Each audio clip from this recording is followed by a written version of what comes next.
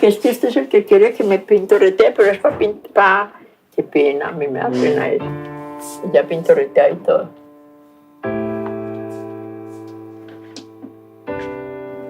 Pero eso ya queda como en mucha vanidad que después.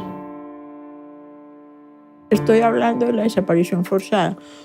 Una cosa que escribí. Le cuento que escribí esto en el 2015 cuando me dieron lo de diaconía, que se llama Los desaparecidos, FARC, acuerdo con el gobierno sobre desaparecidos.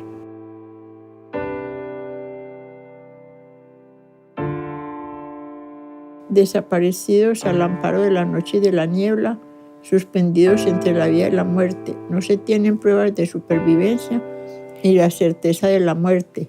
Es la total incertidumbre. Ellos regresan en sueños cuando se logra dormir un poco. ¿Cómo será de dolorosa una desaparición que el día que la 8ª Brigada me entregó el cráneo y 69 huesos secos de mi hijo mayor Luis Fernando, de 26 años, en una caja de cartón y con un acta de inventario de los huesos después de más de 12 años de búsqueda, 4.428 días, le tuve que dar gracias a Dios de rodillas y le sigo dando por haber rescatado esos huesos plenamente identificados. La identidad es fundamento de dignidad y le sigo agradeciendo cada día porque la incertidumbre que se padece en la familia es peor que la misma muerte. Muchas madres han somatizado ese dolor en diversas clases de cáncer. En la sola Comuna 13 han fallecido más de 15. Nuestro universo de víctimas de todos los actores armados, legales e ilegales, nos desborda con el agravante de que la barbarie se ha vuelto rutina y costumbre. ¿Cómo les parece lo que he leído? ¿Le parece o no? Porque yo necesito que me opine.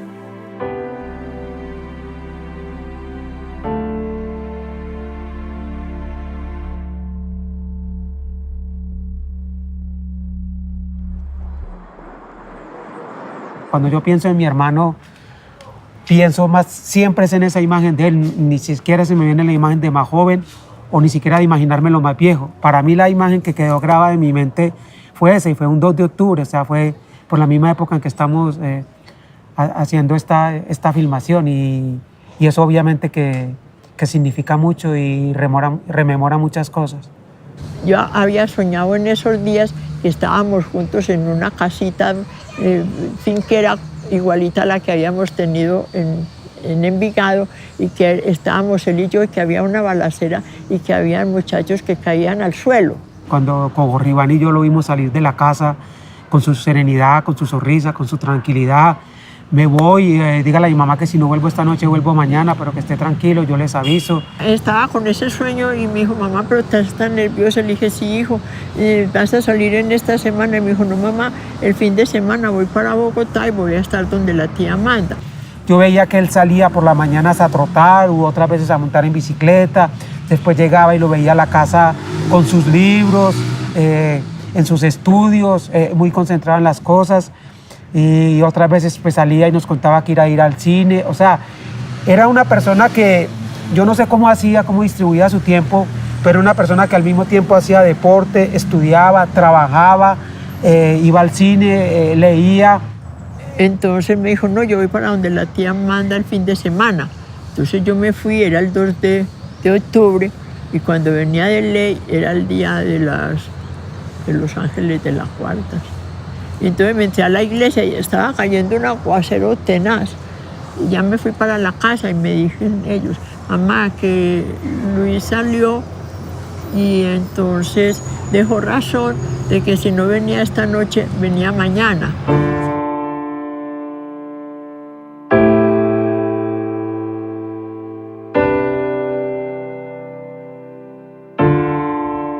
Cuando estuvimos en las fincas, sus primeros amigos fueron los hijos de los campesinos. Entonces él era feliz de gorrita, de finquero y de bastoncito, y jugaba con ellos y estaba con ellos y siempre estaba con los amigos y fue muy, muy especial. Nosotros éramos 4 hermanos Y cada uno de nosotros era totalmente diferente, cada uno tenía su grupo de amigos, incluso cada uno de nosotros tenía más o menos su orientación ideológica, sus inquietudes intelectuales o deportivas o lo que fuera. Luis Fernando era como el mayorcito y lo que él jugaba era que decía misa. Yo no sé quién le dio un altarcito, uno de mis sobrinos, entonces él los llamaba y decía misa, que tenía como 5 años y medio. Y cuando se fue decía misa, esos eran los juegos de él. Después, cuando ya tenía como 7 años, que ahí en Santa Mónica empezaron a construir la iglesia, hacer la ramada, y entonces Luis Fernando iba a ayudar y era monaguillo. Yo sí recuerdo mucho que él era acólito.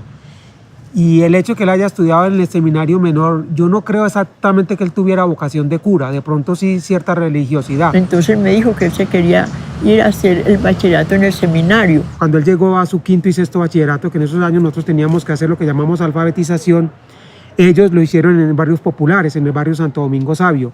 Él ahí conoció, digamos, mucho más de cerca la miseria, la pobreza.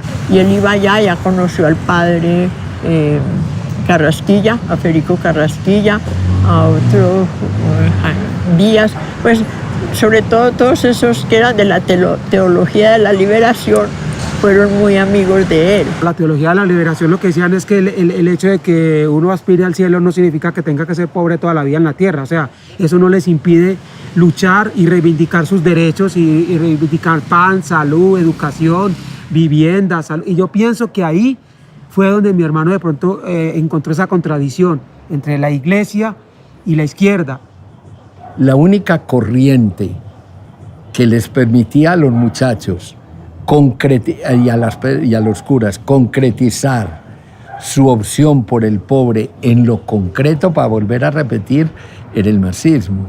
Hasta que ya después supe que él estaba militando con la juventud marxista. La JRDC, la Juventud Revolucionaria de Colombia, fue la apuesta que el Partido Marxista-Leninista hizo para agrupar a los jóvenes, no solamente los estudiantes, romper la estructura estudiantil y conseguir una organización juvenil mucho más amplia, donde cupieran jóvenes trabajadores o jóvenes desempleados. Yo pienso que fue ahí que su convicción política empezó a tomar forma y ya de ahí pues no lo sacó nadie.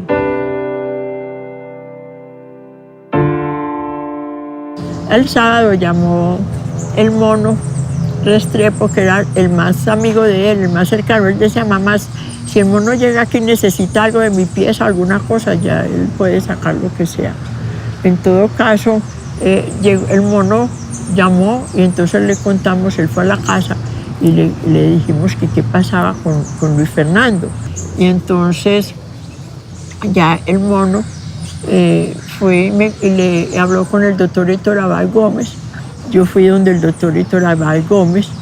Entonces nos conocimos y quedamos de que él buscaba por su parte, yo buscaba por el mío y nos comunicábamos. En ese tiempo había una cantidad de gente que giraba alrededor de Héctor Abad. Entonces, Héctor Abad y esas personas que estaban a su alrededor siempre eran un grupo de apoyo muy grande para esas víctimas que empezaban a aparecer en ese tiempo.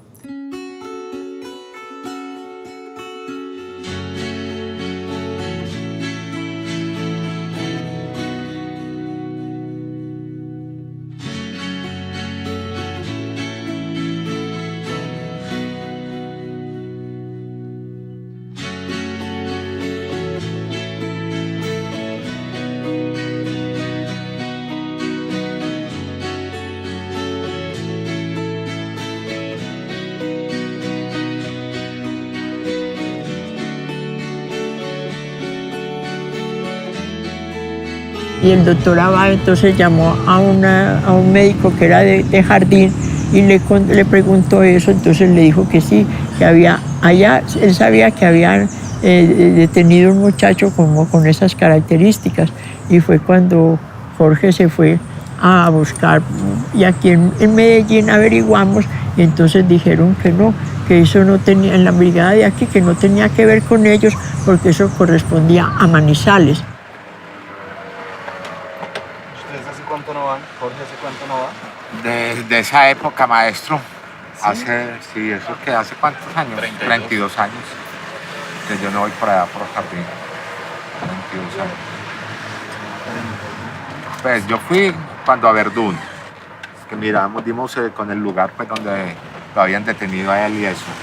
Y después me tocó ir, no sé a los cuantos, no tengo memoria para cuántos años fue que hicimos las primeras intentos de exhumación. 2, que no.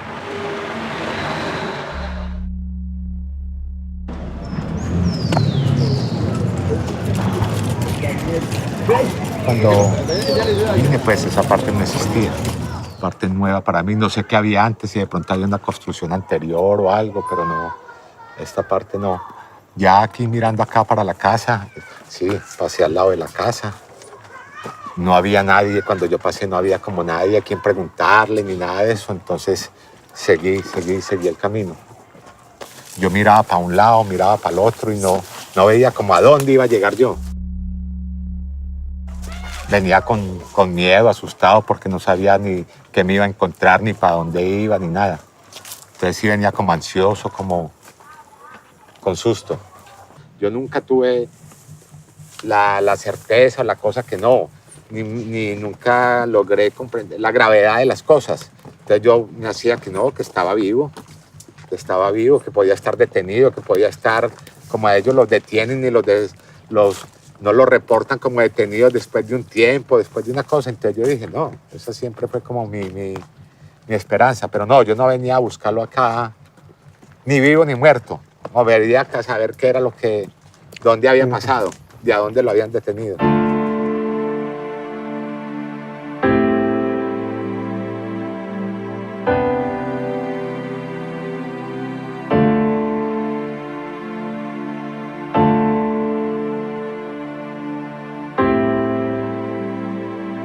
Vimos que asomó un muchacho muy elegante, él, muy bien organizadito, y ya pues lo miró y bajó la cabeza y volví y hizo en esta forma.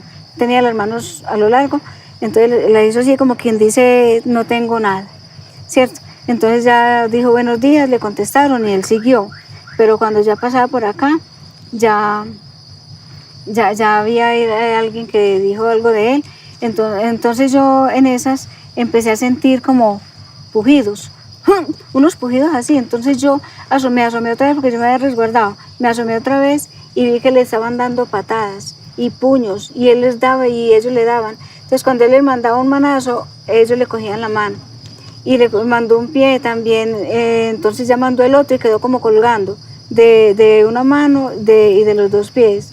Ya lo dejaron caer al piso. Entonces ya me hicieron entrar. Me dijeron, siéntese que es un guerrillero y vea, de pronto hay balacera y le pasa algo. En esa se le zafó un tiro a un soldado como para el piso, ¿cierto? Sí. Y entonces con mayor razón me hicieron entrar, ya no me dejaron salir. En esta parte de acá, supuestamente, no está el árbol, ahí estuvo Luis Fernando, sí. Él estuvo amarrado, pero había un palo de guamo y él estuvo amarrado. El palo de guamo estaba ahí y había un alambre. El alambre por el tiempo ya estaba tragado, pues, y lo amarraron de ahí. Estuvo amarrado así en 2 partes, así, ¿cierto? Pero él recibió comida, sí. Porque un estudiante de acá sobró comida y él fue a llevarle comida. Y un soldado le dejó dar comida. Él le dio con la cuchara y le dio comida a Luis Fernando. Él recibió comida. Esa tarde, que sube por ahí 4:30, 3:30, 4 de la tarde. Yo no lo vi a él, pero sí sentí la manera cuando lo subían y lo bajaban. Y salí, y pues cuando salieron de aquí con él, la cara toda empayasada de cagajón de esas bestias. De ahí del árbol echaron para la parte de abajo. De la pecerera para la pecerera. Y supuestamente de ahí fue que lo trasladaron en el camión, sí. Pero es que si aquí, quizás el árbol subiendo estaba a mano izquierda. Y a él lo montaron en un carro, lo sacaron a pie hasta arriba. Arriba. Con una manila aquí para arriba. ¿A pie lo sacaron? A pie, claro. Ah, ya. No lo montaron en carro, aquí no había carro, no había nada. No, con una manila lo sacaron aquí para arriba. Con 2 manilas, uno amarrado pues uno iba corriendo, ¿cierto? Sí. Y lo hacían correr, entonces el de atrás lo jalaba, lo hacían caer. Y entonces tenía que pararse otra vez, muy mártir. Y ya vimos hasta que trastornó allá y yo me quedé llorando. Sí, ya no pudieron ver más cosas. Pero aquí la parte de cuando lo subían con la manila y eso fue mucho rato, pues eso fue... Sí, mucho rato, ¿cierto? Sí, eso fue mucho Eso fue rato. como desde las... Ahí estuve mucho rato con él. Sí, Por ahí a las 7, a las 6:30 de la mañana subió él, más o menos. sí. Y ya lo cogieron, ya lo entraron para allá. Ya nosotros no nos dejaron pues ver más nada. Pero entonces ahí los de ahí lo sacaron por ahí a las 11:30 más o menos.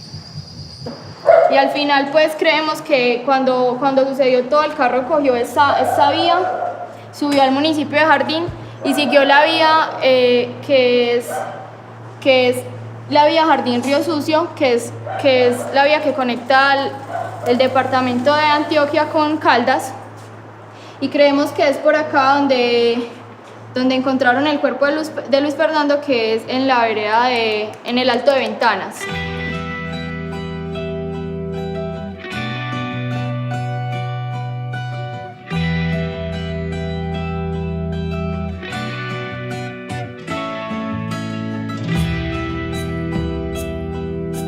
Soy sociólogo de la Universidad Autónoma Latinoamericana, que tiene sede pues aquí en el centro de la ciudad.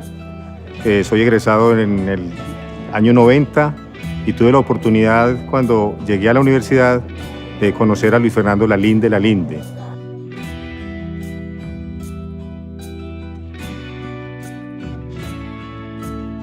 Yo inicialmente había entrado a estudiar filosofía e historia.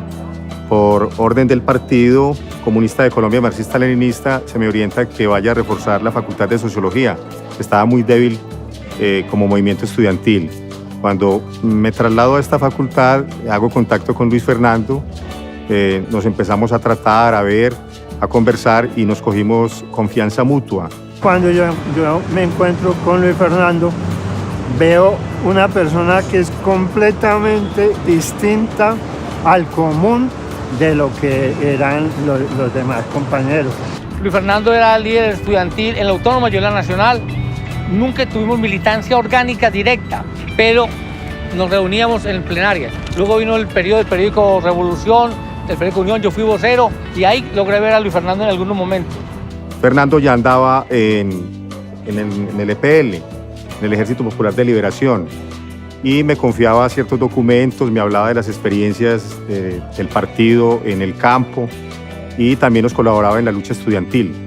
Para mí, Luis Fernando Lalinde fue un auténtico cristiano. Es una experiencia muy importante con Luis Fernando. Es cuando hizo parte de la Juventud Revolucionaria de Colombia. Se hizo un campamento internacional aquí en el municipio de Caldas, al sur del Valle de Aburrá. Ahí Luis Fernando era de la dirección de la Juventud Revolucionaria de Colombia y hubo mucha relación con él. Yo me encuentro con Luis Fernando hablándome del amor, de la paz, de la solidaridad. Y yo le digo, Luis Fernando, pero entonces vos sos cura o sos guerrillero. Dijo, yo soy un revolucionario como el Maestro Jesús lo fue. Ya luego dejé de verlo, hasta que vino la noticia, cuando hubo el ataque del ejército a los campamentos del EPL en Río Sucio, Caldas, y luego vino la noticia de la desaparición de Luis Fernando. La noticia de la desaparición de Fernando nos llega por sorpresa, nos llega a la universidad, nos llega por la información de un compañero del partido que nos dice que la situación de la tregua que en ese momento se tenía con el gobierno de Belisario Betancur se estaba rompiendo por los hostigamientos de las fuerzas militares. La fuerza pública, incluso de manera expresa, no es una crítica, es un hecho fehaciente que se dio, no acató la orden de cese al fuego del presidente de la República.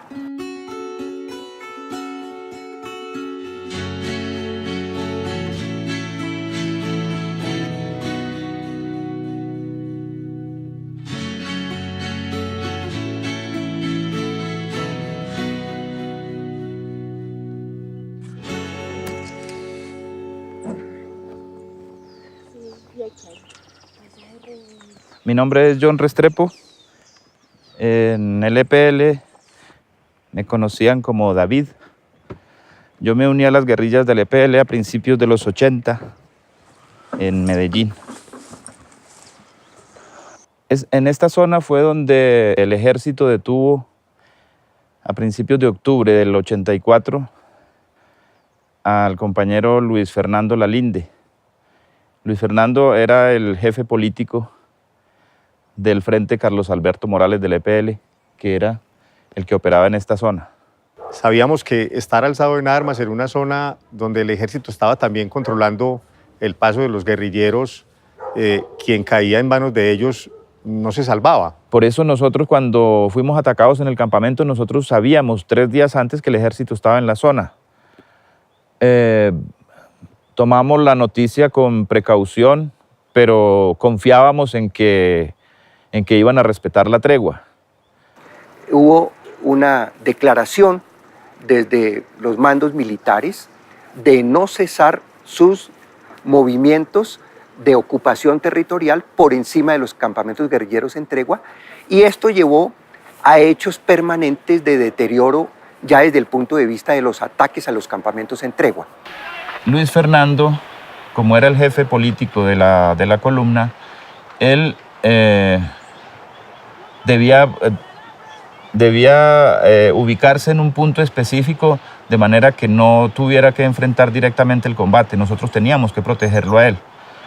Pero él rompió el protocolo y se unió a la escuadra que estaba enfrentando el combate en el punto más duro, ¿sí?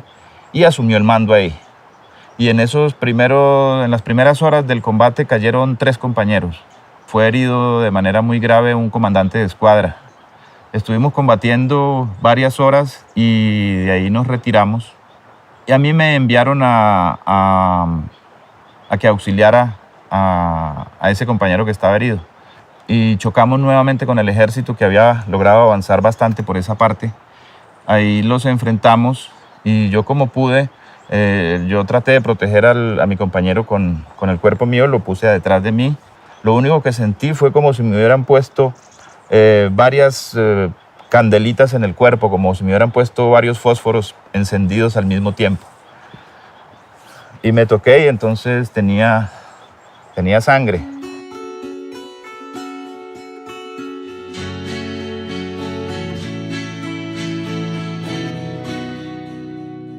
En ese primer combate cayó el comandante, el jefe militar de la operación, es decir, un capitán del ejército. Murió en ese combate. Y el grupo de Luis Fernando, cuando se retiró, encontraron el cadáver del capitán. Y a ellos sí les pareció un poco extraño porque no portaba insignias. Entonces eso llamó la atención de los compañeros y lo requisaron, y en el bolsillo de la camisa le encontraron una bolsita plástica con documentos. Ahí tenía su cédula de ciudadanía, tenía su cédula militar y tenía un mapa del campamento nuestro. Tenía la orden de operaciones firmada por el comandante de la 8ª Brigada y tenía el orden de batalla, ¿sí? Donde se explicaba detalladamente cuál era la operación a seguir. Afortunadamente, obtuvimos esos documentos y Luis Fernando sale a la ciudad a hacer contacto con nuestros voceros políticos ante la Comisión de Paz conformada por el gobierno. Y Luis Fernando aprovecha para sacar al compañero que estaba herido en el brazo para que recibiera atención médica y prometió regresar para hacer lo mismo conmigo, para llevarme a mí, porque era difícil sacar 2 heridos en esa ocasión. Y entiendo que el herido que Luis Fernando fue a rescatar fue a John.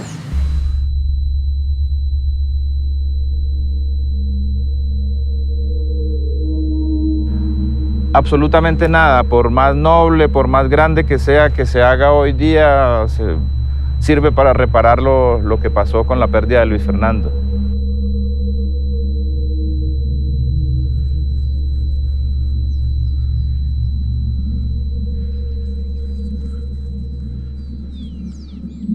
Yo también quería hacer un reconocimiento a ustedes, porque si no hubiera sido por el valor que tuvieron en ese momento de venir a dar los testimonios, narrar todos los acontecimientos y todas las cosas, no hubiera sido posible que la investigación se hubiera seguido.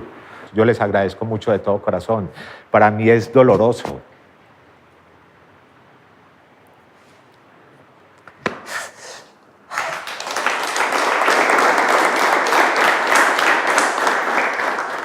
Volver a recorrer ya, volver a vivir todo esto es duro, pero bueno, ya las cosas se dieron y sinceramente muchas gracias a ustedes. A ustedes son lo más importante de este proceso. Muchas gracias. Ya después, entonces, empezamos otra búsqueda cuando ya nos dimos cuenta que en Colombia se había desaparecido. Y fue cuando estuve en Manizales, Pereira, Armenia. En Pereira estaba el que tenía el caso de NN alias Jacinto, el que iba a hacer la exhumación, y entonces estaban comprometidos a que me iban a decir cuando se hiciera la exhumación, me había dicho el general Nelson Mejía Henao. Lo primero que se hizo fue a nivel de Procuraduría regional para empezar a pedir los permisos y averiguar por el paradero de Luis Fernando.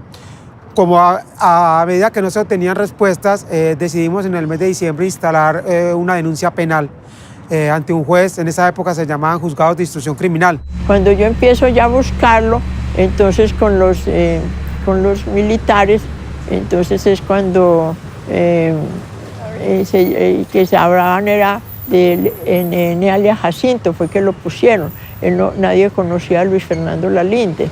Todas las autoridades militares y todo eso negaban haber tenido en su poder o haber detenido a Luis Fernando Lalinde. Para ellos, Luis Fernando Lalinde nunca había estado en sus manos. Entonces ellos siempre hablaban de un NL alias Jacinto y de pronto admitían que pudiera haber una similitud entre Jacinto y Luis Fernando por las cuestiones de los testimonios que habían habido y todo. Si bien los militares tenían claro que lo que querían era obstruir la investigación, no dar cuenta que ese era Luis Fernando, que se había cometido una desaparición forzada, que se habían dado unas torturas y que luego lo habían ejecutado.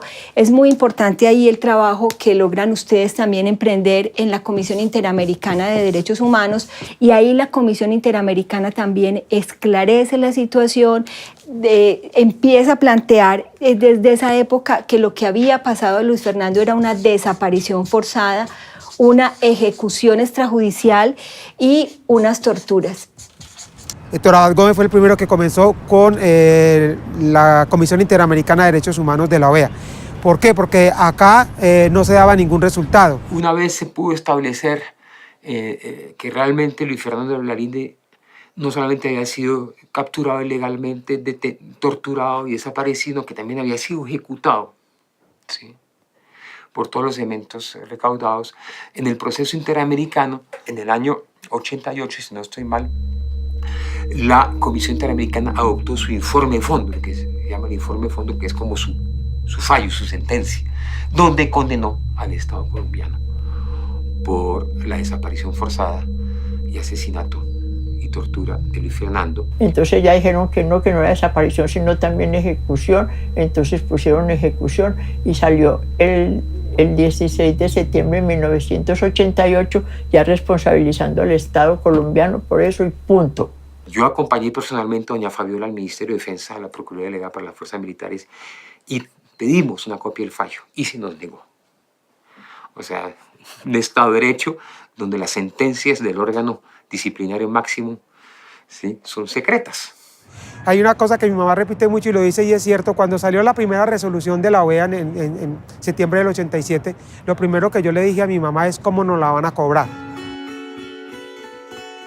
Y yo dije, pues aquí ya no hay nada, aquí no hay nada de los marxistas ni de nadie, no están sino las cosas de Luis del bachillerato y de la universidad, y punto, que es cuando me allanan la casa, que subía yo de misa el 23 de octubre de 1988, y encuentro yo un montón de gente, de militares, y le pregunto al vecino que qué pasaba en la calle, en la cuadra, y me dicen que estaban allanando la casa.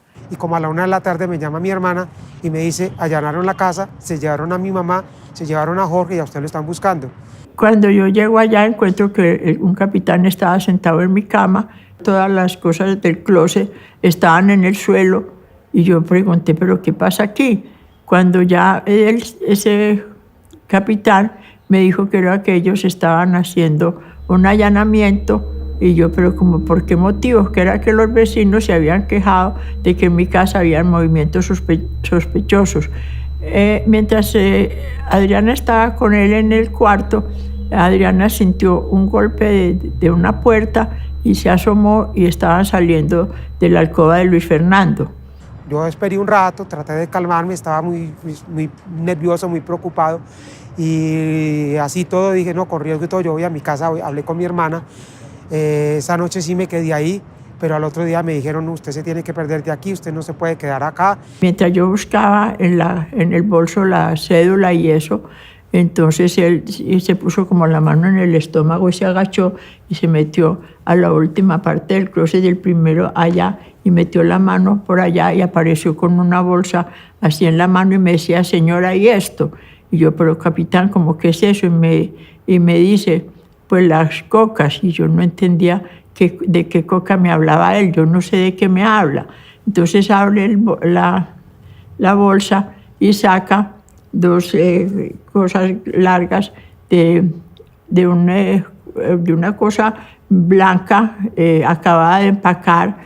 Yo no veía qué, y dijo, pero ¿qué es esto, capitán? Y me dijo, pues la coca. Le dije, lo que pasa es que yo la coca no la he visto sino en televisión, eso parece harina de trigo o alguna otra cosa así, de ese estilo. Es una tristeza, es una frustración muy grande, es decir, es que ¿cuándo es que va a parar esta represión, esta cosa como nosotros, ese dolor como hijo, como hermano?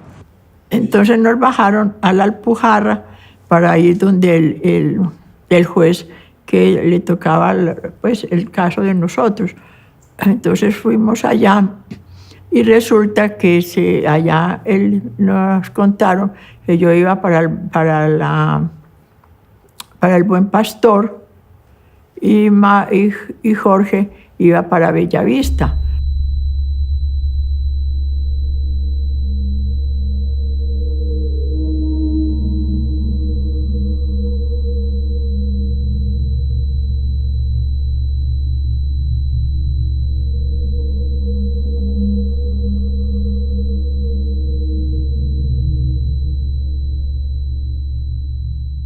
Vino todo el mecanismo de impunidad que hizo que ese caso quedara en la justicia penal militar y luego todas unas tentativas de desprestigio a Fabiola Lalinde, incluyendo plantarle cocaína en su casa para tratar de presentarla como narcotraficante. Y el miércoles, que ya no sé, se encuentra uno ya en el comedor con las otras que están detenidas en celdas independientes. Entonces una niña me dijo, señora, usted anoche estaba en televisión. Yo estaba en televisión anoche. Sí, en el noticiero de Pastrana. Salió usted con su foto reseñada, esa mesa larga que sale llena de armas, de droga. Lo único que a mí me consolaba y me ayudaba era que había mucha gente detrás de nosotros, pues ayudándonos, colaborándonos, arriesgando sus vidas como la arriesgó Héctor Abad Gómez y como la arriesgó otra gente. Ese día que me habían salido con todo eso, pues que yo había llegado con toda esa historia, me llega de allá de donde la rectora, directora de la cárcel, porque eso no podían ir sino sábados y domingos, me llegó la Biblia que me mandaron mis sobrinos, me mandaron la Biblia del 88 y ahí mismo se me vino a la mente mi mamá. Y fuera de eso estaban unas niñas, había un montón una monjita en todo de las del Buen Pastor cuando eso, y llevaba un montón de escapularios así todos llenos de nudos y todo. Y yo, aquí está mi mamá. Y le dije a la monjita, vea, yo me pido desenredar los nudos porque nadie va a hacer eso. ¿Y por qué no? No, yo veré. Entonces me pasaron ya después esos nudos todos apretados y mientras lo deshartaba se vino a mi mente la infancia, el sirirí. Mi papá decía que yo era muy insistente, persistente, incómoda, que era como un sirirí. Y resulta que el sirirí perseguía al gavilán, que era el que se llevaba pues los pollitos y los pichones, Entonces yo conocí el sirirí desde niña. Y entonces, y mi papá de eso que no tragar entero, y que las estrategias, uno debía ser estratega y todo eso se me vino a la mente y dije, esperen y verá que ahora sí van a saber quién es Fabiola Lalinde, carajo. Y se va a llamar Operación Sirirí y lo voy a buscar toda la vida aunque no lo encuentre.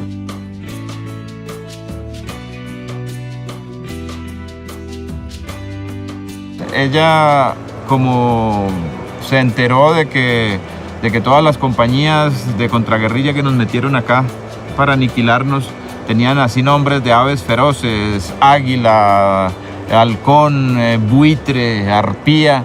Entonces ella le puso, entonces la fuerza mía es la de un sirirí. Y eso es el simbolismo que encierra la lucha de doña Fabiola, un ave frágil pero persistente que se enfrentó a una ave muy, muy feroz, como es el ejército colombiano, ¿no? El miércoles ya fue mi abogada, una vecina que era del Comité de Derechos Humanos, y yo le dije, Marta Luz, explícame por qué yo estoy aquí, por qué me trajeron y que con droga. Entonces me dijo que era que la droga hacía caer la resolución de la OEA, porque los organismos de derechos humanos no llevaban casos de narcotráfico.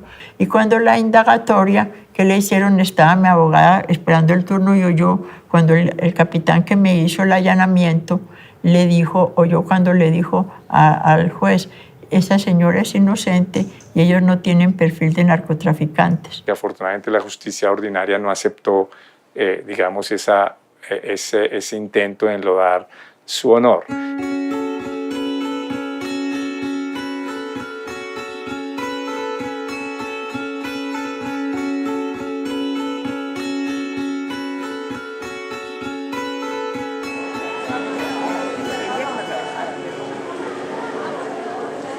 Era uno de los primeros casos en donde se aceptaba que hubiera un representante de la víctima en un proceso de justicia penal militar, por cuanto, como el código no establecía expresamente que había parte civil, muchos jueces penales militares se habían negado a reconocer a la parte civil. Entonces eso nos permitió participar formalmente como parte civil, y entonces me permitió acompañar a Fabiola en toda la diligencia.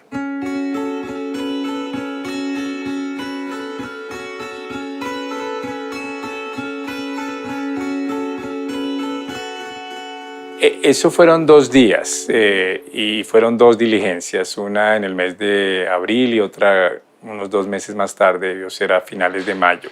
El primer día llegamos y el juez militar anterior, el que había llevado el caso, yo creo que se hizo el tonto de que no sabía en dónde estaban los restos, y entonces el primer día fue una enorme frustración porque ni siquiera él logró indicar un posible sitio en donde se había enterrado a alias Jacinto.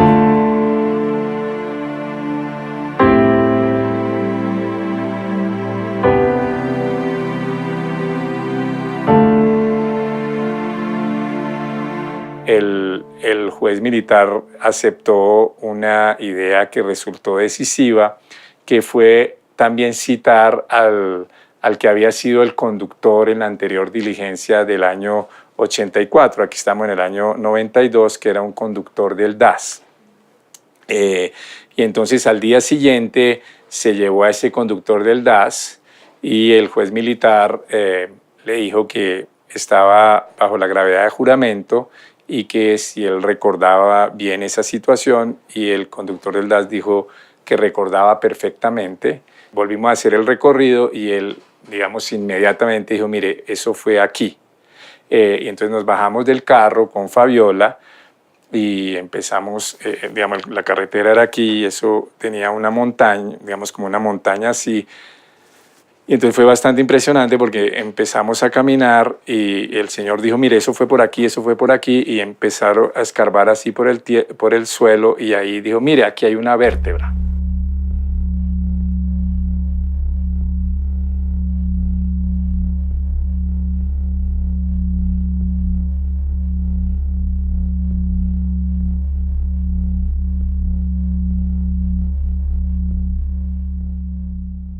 Ese día entonces empezamos a buscar el máximo de huesos y pues era una situación muy dura porque era en un determinado momento Fabiola y Adriana, yo ayudaba, pero digamos más como de apoyo emocional, ellas escarbando en tierra, tratando de encontrar más huesos de lo que ellos creían, estaban seguras que era Luis Fernando, porque en ese momento se alcanzó ya a encontrar como unos restos de ropa y Fabiola dijo, esa era la ropa de Luis Fernando.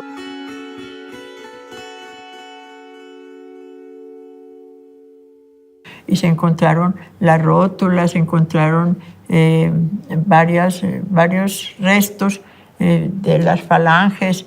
Y entonces se alcanzaron a recolectar ese día algunos huesos, digamos, algunas vértebras, si mal no recuerdo, un pedazo de fémur, algunos huesos del antebrazo, pero no se logró recuperar elementos decisivos para una identificación como especialmente el cráneo.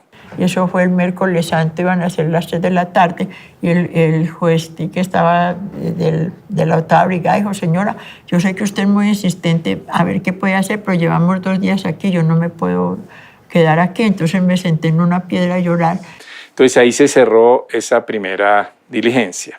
El juez de instrucción militar dijo que él ya no podía seguir, que era muy riesgoso y que además ya no tenía autorización para volver al sitio. Y entonces nos sugirió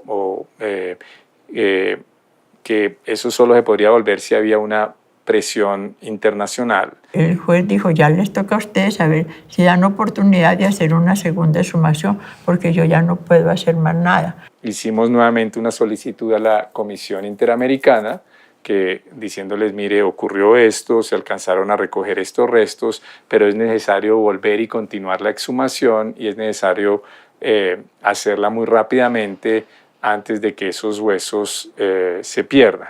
Entonces la Comisión Interamericana volvió a enviar requerimientos al Estado colombiano, al gobierno colombiano, en ese entonces era el gobierno Gaviria, y finalmente se logró que se ordenara una segunda exhumación. Llegó la ONU, que los designios de Dios son insondables, que la fe mueve montañas, que la movió un miércoles santo. Entonces yo sigo con mi fe y le hago operación cirugía hasta mi Dios. Se buscó durante un cierto tiempo y la lógica indicaba que el cráneo debería estar más abajo de donde se habían encontrado las vértebras, porque si era algo más pesado, pues debería rodar para abajo. Y entonces durante varias horas se buscó más hacia abajo, hasta que Fabiola, con esa, digamos, ingenio y humor que tiene, dijo, no, pero es que aquí en Colombia las leyes de la impunidad van incluso contra las leyes de la gravedad. Que dijeron, señora, ¿quién va a buscar allá? Que esos son 100 metros más arriba. Y yo le dije, pues no me muevo de aquí hasta que buscan allá o me quedo yo aquí. Y allá estaba el cráneo que apareció en el árbol más alto de la montaña, que más arriba de donde estábamos, y estaban otros 2 huesos que eran muy importantes para el estudio del ADN mitocondrial.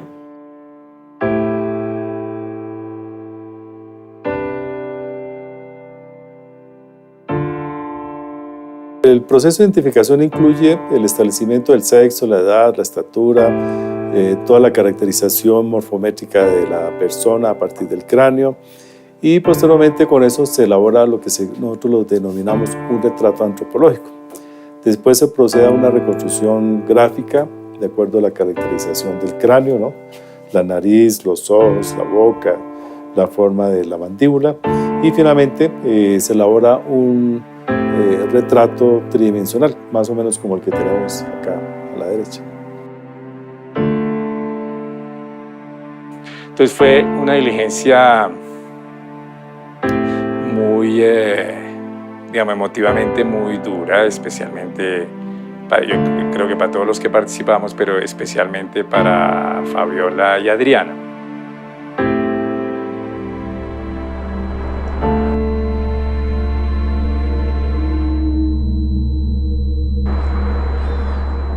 Otro de los problemas que tuvieron que enfrentar, fue cuando el doctor Yunes certifica que esos no eran los huesos de Luis Fernando. La actuación de Yunis en este caso es decepcionante, porque fue muy arrogante. Que uno se pueda equivocar, eso pasa y venga y le pasa a muchos profesionales. Pero que uno se equivoque y lo niegue con la arrogancia que lo hizo Yunis, que casi lleva este caso nuevamente a la total impunidad y al total dolor. Él sostuvo que era imposible, absolutamente imposible, que fuera Luis Fernando Lalinde. O sea que lo iba a volver otra vez un alias Jacinto, en alias Jacinto, sabiendo que estaba todo, los documentos que llevé, la ficha premortem, todo lo que había hecho. En esa época no se conocía la distribución genética de la población colombiana, entonces no había contra qué comparar. Se comparaba con lo que tenían los norteamericanos, que eran los más avanzados. Segundo, tampoco se contaba con una buena tecnología, unos buenos marcadores que fueran más precisos. Y finalmente porque, pues, si bien es cierto, fue la primera prueba que se hizo en Colombia, pues también era un riesgo afirmar de que todo era concluyente, inmodificable e irreversible. Tratar de lograr nuevamente una prueba para que se lograra un segundo examen cuando había un testimonio supuestamente contundente con toda la evidencia de nadie más y nada menos que Emilio Yunis, supuestamente con la prueba contundente de que no era muy difícil. En ese momento en el mundo no habían sino 3 laboratorios confiables, que eran la doctora Marie Claire King, otro en Alemania y otro en Londres. La doctora Marie Claire King resultó, hizo un estudio muy completo y lo mandó completo desde la primer renglón hasta el último, lo que no hizo Yunis, y entonces resultó que era el 99.99% era hijo de la familia Lalinde, también cosa que le hice al señor Operación Sirirí.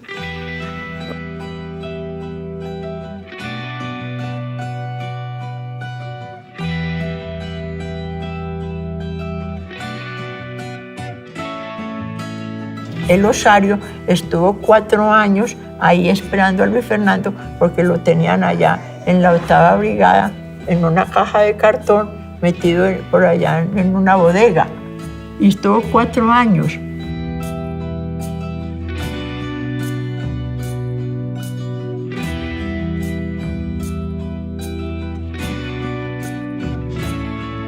Toda esa historia mía se volvió en una experiencia dolorosamente bella, empezando cuando llegué con la urna a la casa y estaba Pasajeros y estaba Daniel Díaz y le hicieron ese poema que es muy bello que se llama Hallargo, que es coger esa exhumación y volverla en un poema.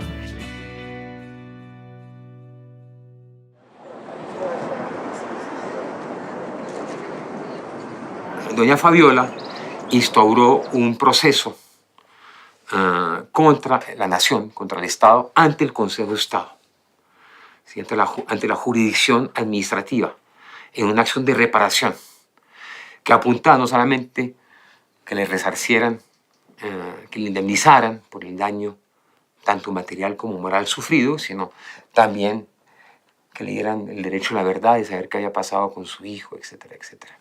Yo creo que hay varios tipos de daños. Por un lado, los daños individuales y familiares que sufrió, pero por el otro lado hay otra serie de daños que yo diría que son daños de tipo político. Por un lado, pues lo que generó en la familia fue que alteró completamente el proyecto de vida tanto de doña Fabiola como de los hermanos de Luis Fernando. Este fallo se demoró muchísimos años, hasta realmente, si no estoy mal, hasta los años 2000 y algo, el Tribunal Administrativo de Antioquia falló a su favor. Tres partes importantes de la sentencia, entre varias cosas que hubo, que fue la indemnización a mi mamá, pero es la indemnización más que todo por los costos procesales y todo eso hasta 1996. Todos los gastos que hizo mi mamá del 96, todas las cosas que mi mamá sufrió después del 96, no las reconocen. Y al 96 es porque fue la época, la fecha del el 16 de noviembre cuando le entregaron los huesos a mi mamá. 12 o 13 años después, la apelación fue resuelta por el Consejo de Estado. Entre tanto, el expediente se había perdido, hubo que reconstruirlo. O sea, nunca había hecho, en un caso, se había visto gala de tanta negligencia y tanto desprecio por las víctimas. Hay otros procesos por denegación de justicia, porque a nosotros, ni a mis hermanos, ni a mí, nos reconocieron los daños materiales, nos reconocieron unos perjuicios morales, pero materialmente no nos reconocieron los daños. Y yo estaba estudiando Derecho, yo estaba a punto de graduarme, yo tenía todas las condiciones y tuve que salir del país por la persecución. Mi mamá se pensionó antes de la edad, entonces recibe media pensión y no fue por salir simplemente a buscar a mi hermano o porque ella se quiso retirar, sino porque estaba siendo constantemente amenazada. Eso nunca se le reconoció. Entonces hay un montón de cosas que no se han reconocido. Básicamente lo que falta es que las Fuerzas Armadas reconozcan la responsabilidad. Creo que eso es fundamental. Falta que los individuos que participaron de esos hechos tengan algún tipo de sanción, porque es que hasta ahora eso es lo que no ha pasado. Los logros de doña Fabiola tienen ese mérito de un Estado que dice, sí, nosotros desaparecimos, asesinamos a su hijo, aquí están sus restos, pero no juzga a los responsables, los encubre, los protege. Entonces la impunidad se debió, digamos, a esos mecanismos, a la existencia de esas políticas y esos mecanismos de solidaridad del cuerpo militar, el espíritu de cuerpo, a través de la justicia penal militar, para blindar a sus miembros por sus crímenes cometidos frente a la rendición de cuentas que deberían hacer ante la justicia.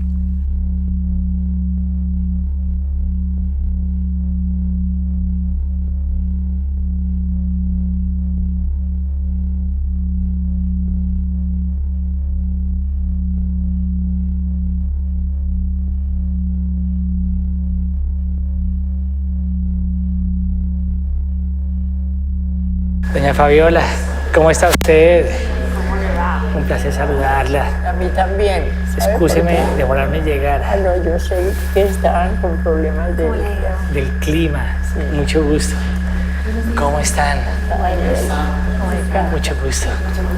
¿Qué tal? ¿Cómo les va? ¿Cómo estás, Adriana? Hay que tener en cuenta que fue el primer caso de la Comisión Interamericana donde se condenó al Estado colombiano por desaparición forzada. Y eso para los familiares fue importante en un Estado que negaba que hubiera desaparición forzada. Realmente, digamos, estas historias, el sufrimiento de una mamá, de una familia, nos permite a cada colombiano ver en minutos, en fracciones, el impacto que ha producido la violencia en nuestro país. Son 52 años de violencia y yo quiero expresarle que lamento mucho que usted personalmente y su familia haya sido víctima de una situación tan conmovedora. Todavía como que no hemos logrado que en algún momento, como sucedió por lo menos en otros países, una parte de la verdad que tiene que reconocer el Estado, pues sea aquí clara, explícita y manifiesta. Yo quiero decirle que admiro sinceramente su coraje, su valor, admiro su persistencia.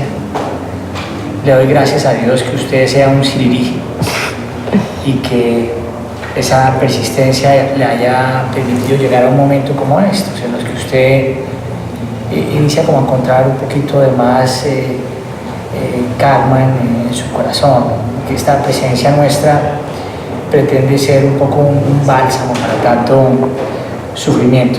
Ninguna mamá del mundo debería perder a su hijo. La desaparición forzada es un delito, un crimen, que está compuesto por dos comportamientos, dos conductas. Uno, privar de libertad a una persona. Y en segundo lugar, esa persona, digamos, se niega que que esa persona ha sido privada de libertad. O se oculta qué ha pasado con ella o el lugar donde está.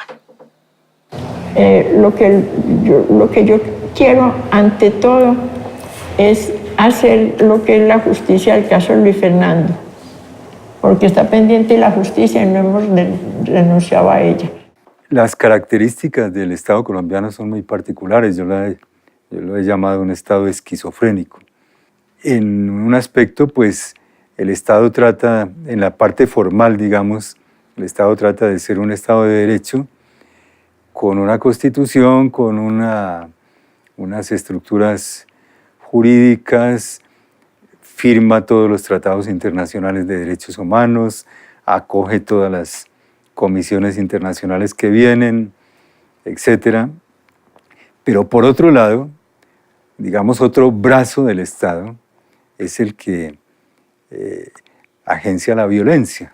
Si se captura a un guerrillero, incluso cuando se está aún en guerra y en combate, pues el deber del Estado es detenerlo y judicializarlo, pero no torturarlo y desaparecerlo, porque eso no solo es un crimen, sino lo que hace es minar toda la legitimidad de la acción estatal y de la acción de la fuerza pública. En un escenario como este, digamos que no puedo responder por la justicia, porque es otra rama del poder público diferente al poder ejecutivo, del cual yo formo parte.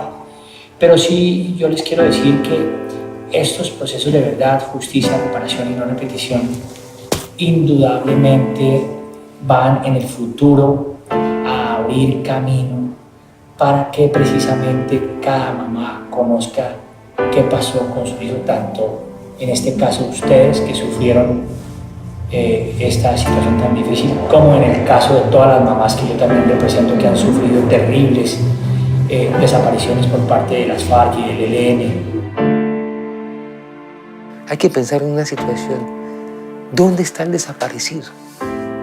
No está ni vivo ni muerto. No está ni libre ni encarcelado. Está desaparecido. Te agradecemos, Señor, esta ocasión que nos ha reunido como hermanos y compañeros que trabajan para que la justicia sea posible para las víctimas. Ante la urna que contiene los restos de Luis Fernando, memorial de un compromiso duradero hasta el final por la dignidad humana, renovamos nuestro deseo de luchar como Él por la justicia y la paz, por el mismo Jesucristo nuestro Señor. Amén. Y que a todos los que en esta tarde estamos aquí reunidos, llenándonos de la vida nueva que viene de Jesús y del memorial de Luis Fernando, nos bendiga el Señor nuestro Dios, Padre, Hijo y Espíritu Santo. Amén. Una mañana en despedida partió la linde a buscar flores, llevaba un morral de 1000 colores para aliviar nuevas heridas. Luis Fernando es un símbolo de esa juventud que soñó y de esa juventud que fue muy intrépida. Luis Fernando era un hombre supremamente humilde, producto de la sabiduría. Una esperanza compartida. Siempre Fernando está presente porque nosotros nos alimentamos de recuerdos. Hermano del alma, compañero. Para mí el principal legado de Luis Fernando es doña Fabiola Lalinde. Los que te desaparecieron. Doña Fabiola fue la persona y tal vez de la que menos podría teóricamente esperarse, que abrió un capítulo que no se practicaba en el tema de derechos humanos de manera coherente en ese tiempo, y era tener una investigación rigurosa de los casos. Solamente con la palabra y con su andar tranquilo y su paciencia doblegó al ejército, ¿sí? Lo obligó, hizo más que cualquier columna guerrillera Hizo más que un partido político completo porque pudo visibilizar a las víctimas, le puso rostro a la desaparición forzada en Colombia. Doña Fabiola es un ícono en el movimiento de víctimas. Doña Fabiola representa, digamos, la dignidad de todas las madres y de todos los familiares de desaparición forzada en este país. Fabiola ha sido un ejemplo de constancia y perseverancia. Ella desarrolló toda una metodología de investigación, toda una metodología y una pedagogía hacia la sociedad, difundiendo su caso. Los que te desaparecieron. Las conquistas de la humanidad son lentas y difíciles, entonces por lo menos ahí queda y la historia ni olvida ni perdona.